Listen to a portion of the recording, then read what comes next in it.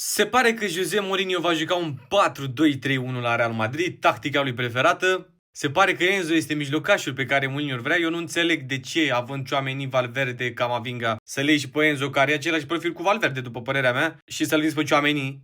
Rămâi fără CDM, dar vedem, cine știe. Mourinho este fan Mastantuono și foarte bine că e fan Mastantuono și mie îmi place. Mi-a plăcut în prima parte a campionatului, dar după care s-a stins și nu înțeleg de ce. Dar chiar avem nevoie de el, că e right winger. Rodrigo cine știe până în decembrie când o reveni. Bernardo nu mai poate acolo că e lent. El ar trebui să fie titular.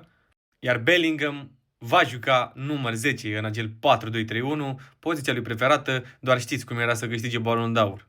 Iar Real Madridul ar putea arăta așa: Courtois, Konate, Rudiger, Trent, Cucurella. Da, Cucurella va fi titular pentru că nu e fan Carreras, Mourinho, dar a zis că îl păstrează, că na.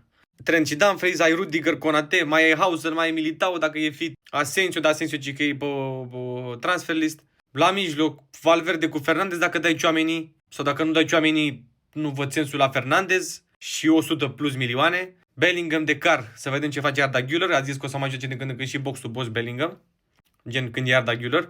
Mastantuono dreapta, că nu ai dreapta. Bernardo, v-am zis, e slab. Ați văzut în primul meci cu Portugalia. Cine a văzut? Și Bernardo joace în mijloc, să fie în rombul ăla, în 4-1-2-1-2.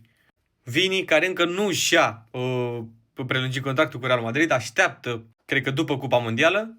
Iar dictatorul, care este în spatele acestui tricou, pe spatele acestui tricou, nu în spatele meu, cum era să apară, acum Mbappé. Și cam asta e Real Madridul.